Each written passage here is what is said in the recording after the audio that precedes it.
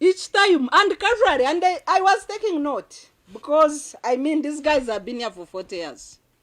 We know a lot of ways they do certain things.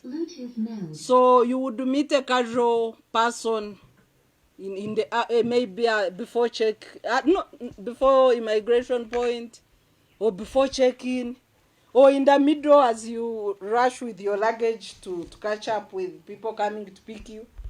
But sir, how come you travel at least twice a month? Because it's true, I was almost traveling every week. So that became a problem for people. What do you travel to do? But I'm like, I always share all details. You know, immigration, where are you going? Conference, what? And we had, to avoid such things, we thought we were sharing information that people who are concerned by success and networking of people, they would get information. Because all of it was available at our handles. Attending this meeting, attending this summit, attending. But they thought maybe there's something we are hiding that is not shared on social media. So every time there will be somebody different to ask me. The last person who asked me claimed that he was from my district and said, by then we are coming from a meeting in Brussels, and said, but how can an NGO work with everybody in the world? How can NGO? How can it work with everybody in the world? You are a part of, for the record, I am the current president of East Africa Civil Society Forum. I'm the chairperson of East and Horn of Africa Election Observers Network. I'm also the global chairperson for the Global Network of Domestic Election Observers. So you have one agency based in Tanzania, another agency based in Nairobi. I'm also the vice chairperson of the Africa Election Observers Network, AFIONET, and our coordinator is here, Henry Muguzi. So these titles became a problem in terms of security profiling. What kind of person is this? Because they are crimes that are put on paper, and they are crimes that were casually thrown, told to my people as they were running around, told to youth police. I was guarded like a terrorist in Natete station, I think on day 2. Security was amplified. Class, they call it what? Class 1? Yeah. I kept asking, I said to you, how can you treat a mere civil society activist like a terrorist? So on 25th, as we came from church on Christmas, we saw a Prado trailing me with the children. And I told them, because we always share, I mean trading is is a common phenomenon with activists and HRDs. So I told them, I said that Prado is trading me. So, and there are ways to actually confirm, and I did confirm. And the Prado zigzagged on where to go. I know now the driver of that Prado. Of course, the cameras at home captured the details. The other day, somebody was saying, Sarah, if you say your home was under siege, how come we didn't see pictures? So I'm like, you see pictures and do what? Yeah, the case is in court. So it came on that 30th. It's the same Prado that led the operation in a convoy of 5 vehicles, including a long van, to arrest a mere civil society activist. Because I will share now what happened at home. So when we realized we were under siege, because it was Christmas, really nobody was bothered. But by the time we realized it, They had been around for 2 hours. That's now what is coming from the camera. But because we were in Christmas, nobody was going home, just the kids playing. I was sick, I was sleeping. But they had surrounded home and all roads around for 2 hours. A Prado, police pickup, a police van, these common vehicles now they use for taxi or what? No. A wish, a border. And then when you look backwards, I'm sure people who do now those fake operations, they had a huge budget because they had done that for quite some time. So you can imagine a waste of taxpayers' money. So when my sister, she's here, maybe you can just, she's the one who first interfaced with the whole gang of a mix of soldiers and police. So she finally woke me up. I had taken medicine because it was slow. I woke up, took a shower. As I had just entered the bathroom, they walked up to my bedroom with guns.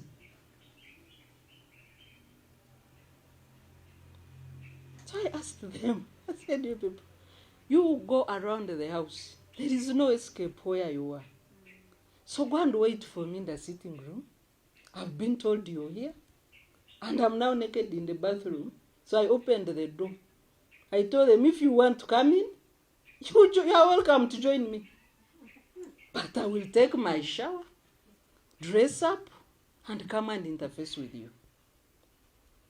They kept guard on the bathroom door. 2 soldiers armed. God, I opened that door. I told them, I said, you guys, you are mad. Because that's madness.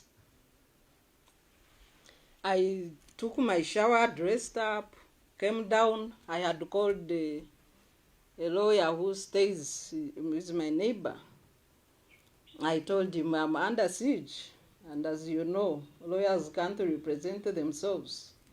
So can you come? So he came, good enough. He's our zone chairman. So he was able to call the LC chairman. And they came together. I could see the shock now that I was watching the camera. I could see the shock as they were entering because by then I didn't see. I've just watched these videos. So they are all shocked. But I met them in the sitting room. So I told the lawyer now to take over and ask these intruders in my home what had brought them. So the person who said is the lead, he said I had shared misleading information, stroke, social media abuse. I told them, fine. So why didn't you invite me to the police station? Did you have to waste taxpayers' money? Because I don't stay far, I stay in the village. I stay in Sonde. I said, did you have to waste taxpayers' money looking for me? A person who is always on TV?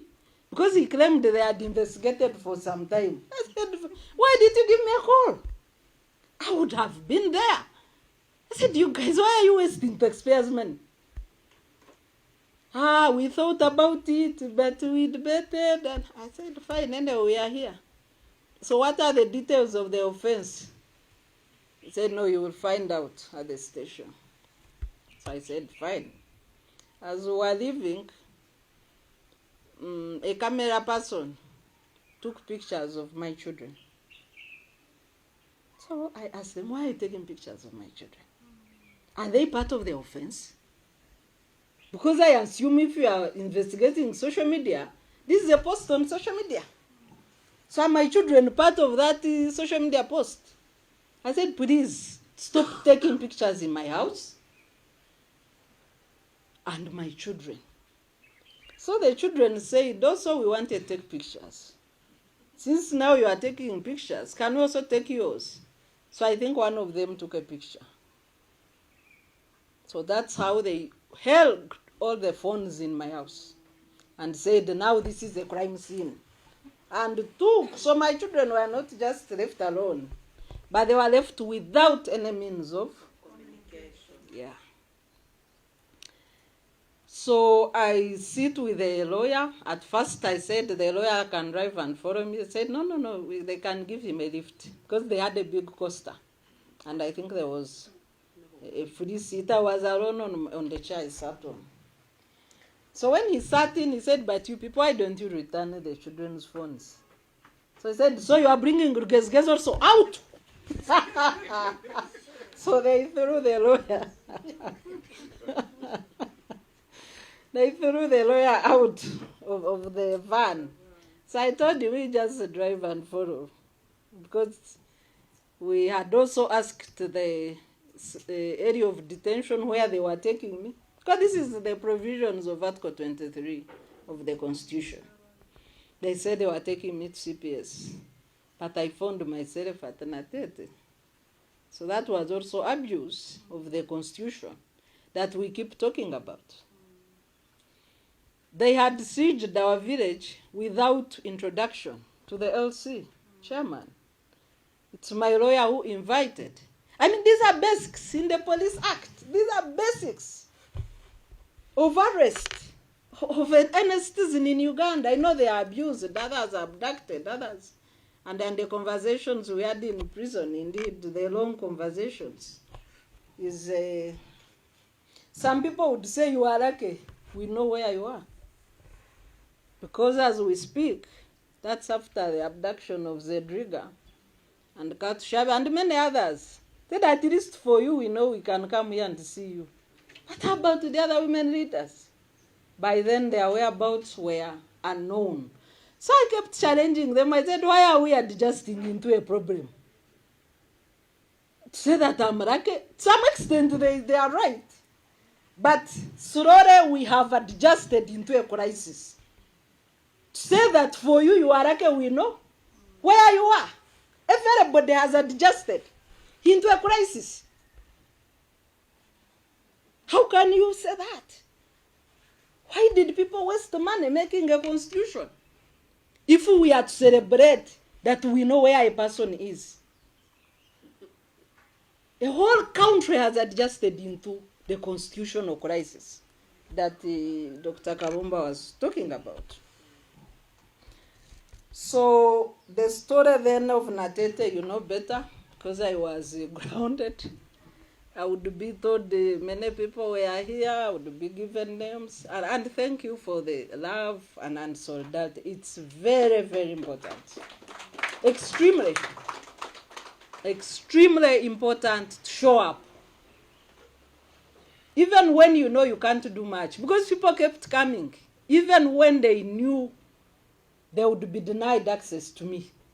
Because they were denied access, including my brother. I would say, the only time I saw him from a distance. He was officially denied access to talk to me. He's a heir to our family. He's my father.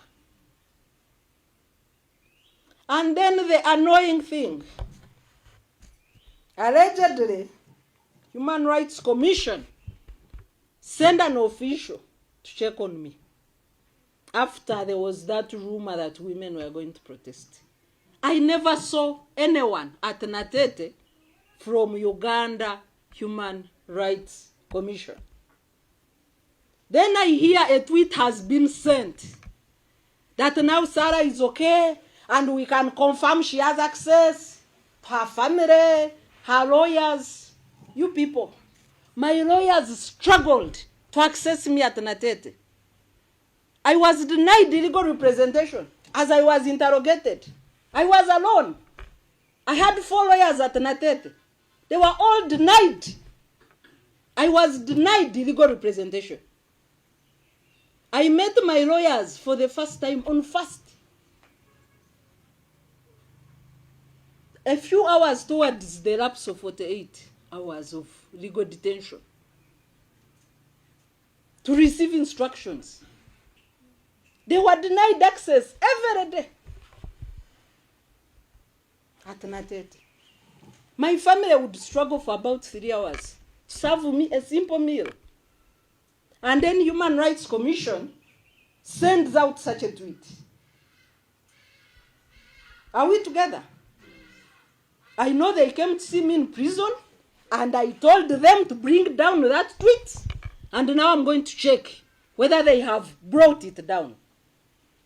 I told them, because we are partners, we have an MOU with Uganda Human Rights Commission, as CCG. I told them we are partners.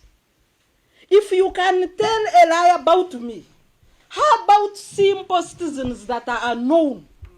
How do you protect their rights?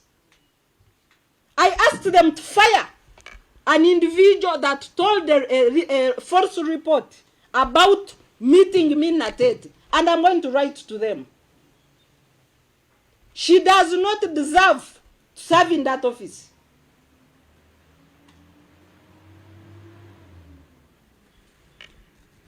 When the time for interrogation came, so every day I would ask, why am I here? Because other than what I was told at home, I spent 2 days without seeing anybody else. Natete would tell me, for us, we were told to give you custody. We are not the arresting entity. We don't know your issues. Therefore, Kampala Metropolitan Police. I said, fine, but so am I just dumped here? So I was like a lodger. Until I said, you people, it's coming 48 hours. So if you were told to give me custody, your time is almost over.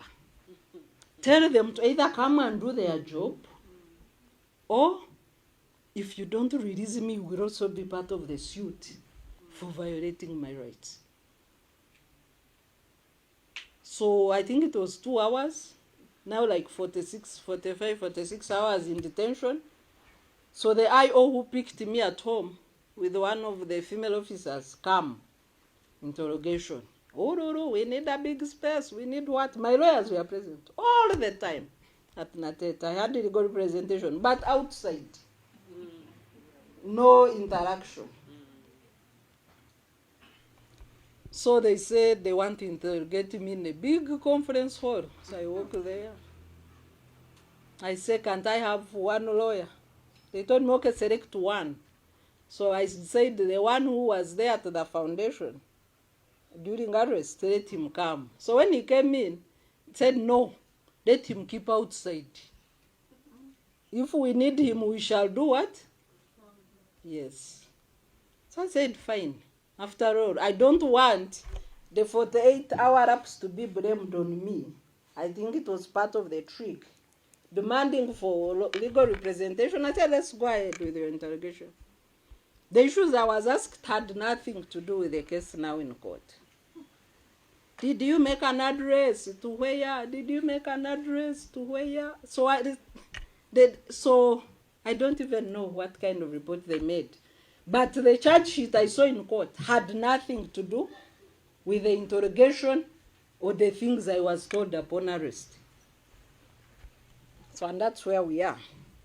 And I want to leave that now for court. That's court business. So while in Ruzira, I learned, because you are already in a bad situation. So you better find how useful you can be in that bad situation. Because it was what it was. So I started moving around, interacting with the prisoners. Then I found there is a Justice Defenders Department, some NGO called the Justice Defenders, doing a very good job, but with the limitations, and that's why I'm talking about them. Limitations of funding and the limitations of lawyers. And I am talking about it because of the need to volunteer and support those people of justice defenders. So generally, through observation, 70% of the women there, and they are on cases to do with domestic violence. 70%. domestic violence. And 80% of the reasons why they are there is because they could not afford a lawyer.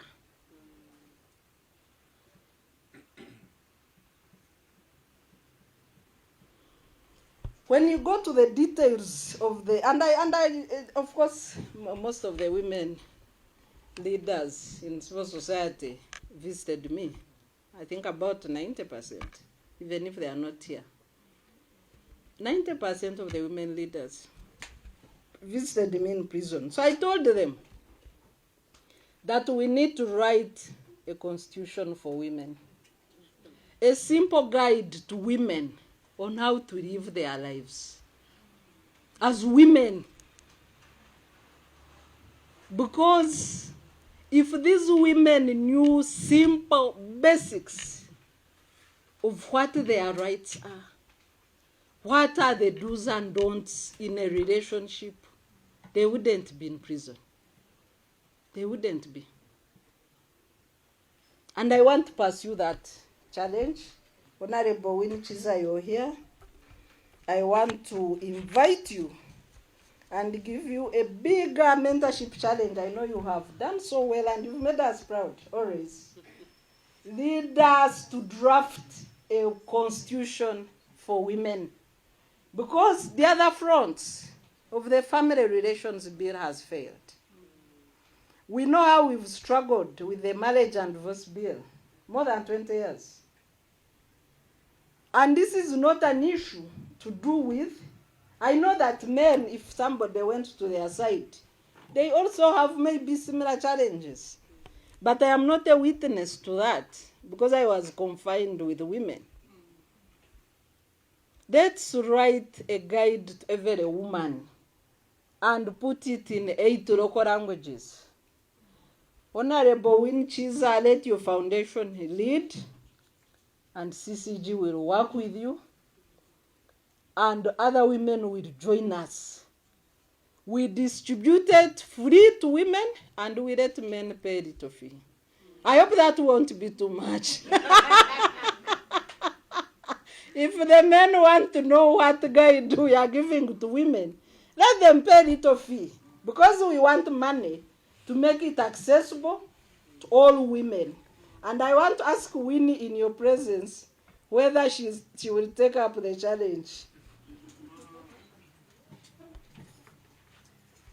I know there are so many women who would love to take on that challenge. She had no food, no proper clothing. They have nothing.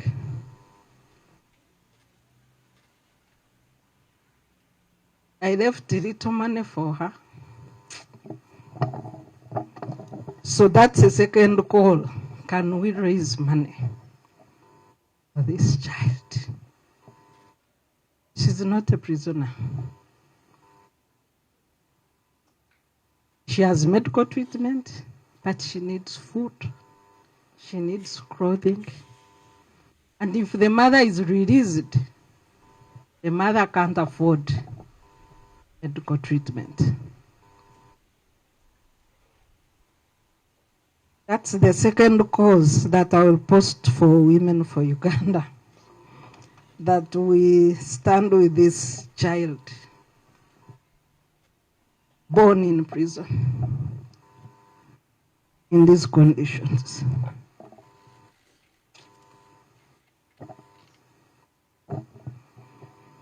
When I was taken to prison, she was malnourished.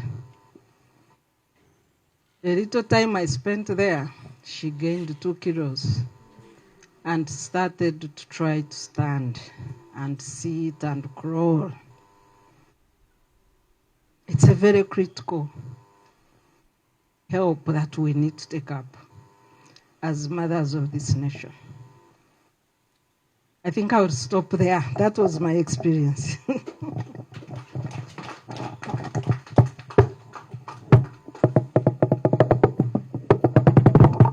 Thank you very much, Doctor.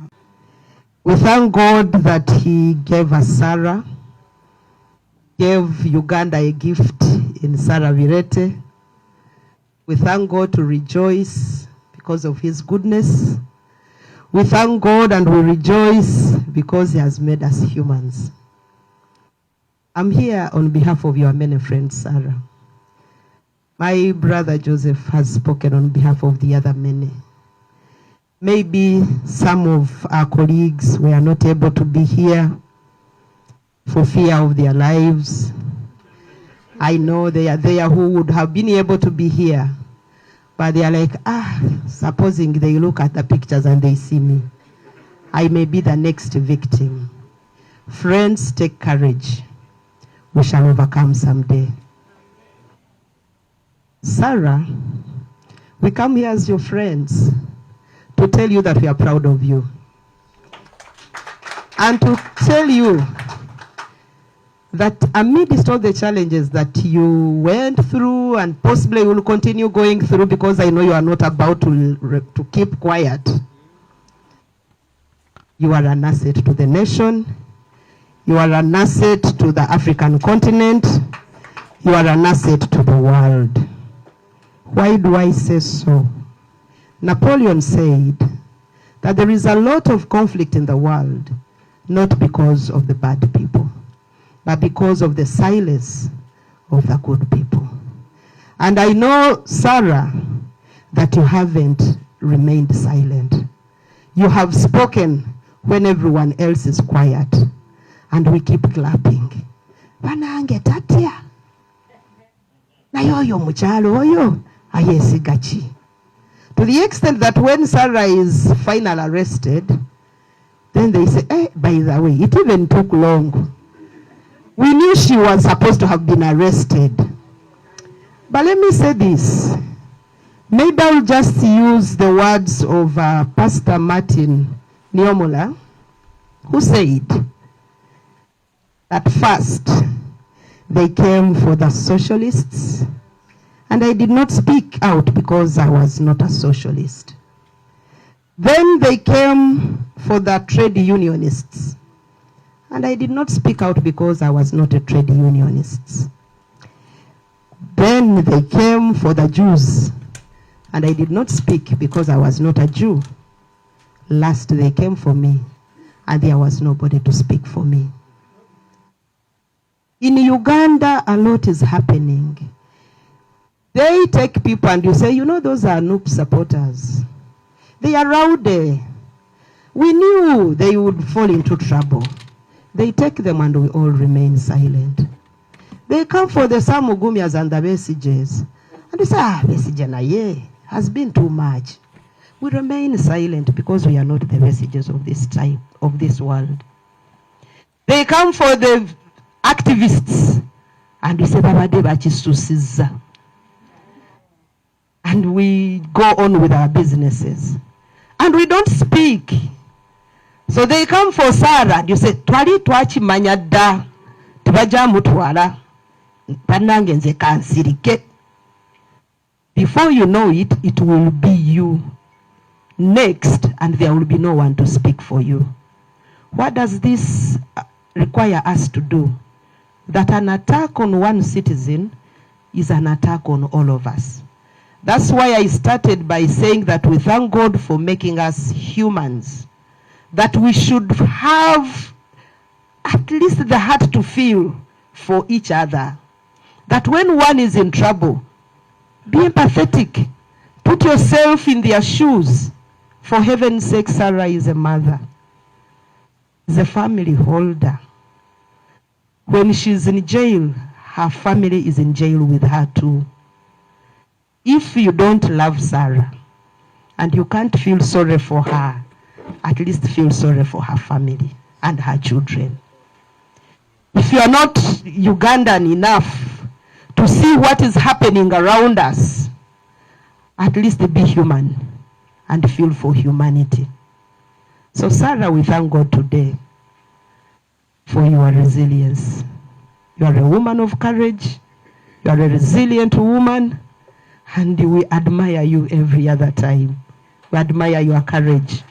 We come to confess and start speaking truth to power. I've known Sarah for a long time. I think before I came to Parliament, I had known her.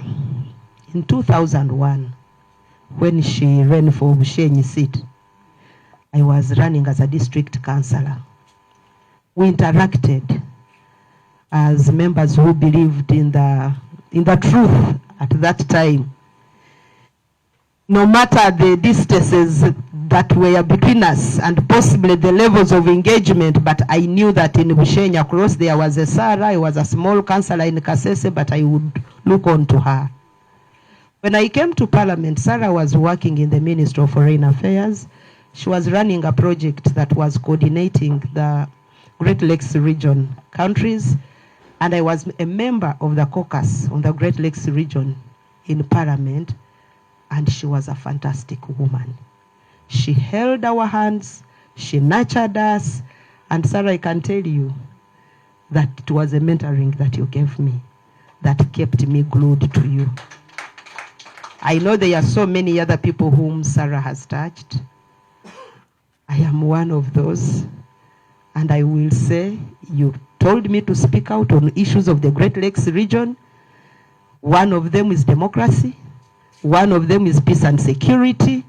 I will continue to speak about these ills, no matter what. Just like my brother Joseph did mention, unapologetically, I'm a gender and social justice advocate. Where there are issues of injustice, I will rise up and speak. Where there are issues of inequality, I will rise up and speak. And so thank you, Sarah, for just choosing to die on the cross for many of us in Uganda. Many of those political prisoners are dying on our behalf. You need to know that when someone is arrested politically, it's because he was fighting for your rights. The only problem is that we think they are on their own. And so I would like to thank all of you for being here, to thank God for protecting Sarah in prison, just like he did to Daniel when he was thrown in the den of lions, just like he did to Shadrach, Meshach, and Abednego, just like he did to our brothers who were in jail, Paul and Cyrus. Sarah, your God was with you. And it's important that you really give him glory and honor for protecting you. There are many people who have gone to prisons and they die there. 11 of the royal guards died in prison. We thank God that you came out alive. Many people have been poisoned in prisons. We thank God that you are still here with us. And so, thank you really for remembering him. On behalf of the many friends who are here and away from here, we want to glorify the name of the Lord and encourage you, Sarah, to remain resilient, to keep talking, to keep speaking to power, truth to power. I know others will keep telling you they will take you back. The God who protected you will continue to protect you. You would rather die for the truth than dying in a prison of conscience. Many citizens are prisoners of conscience. They know that things are wrong, but they don't want to speak about those things. I was reading Dr. Kabumba's article. I saw him resigning and saying, I think I have spoken enough. I might just put a full stop to this. But at least he has talked. One word would be enough. At least say it, so that the world can know that you tried. You played your part, and you just leave everything to God. It wouldn't be wise for all of us to just sit and watch. We shall all find ourselves in one mass grave, because the situation we are in is we are in a man-eat-man society. Just want to thank you all for coming.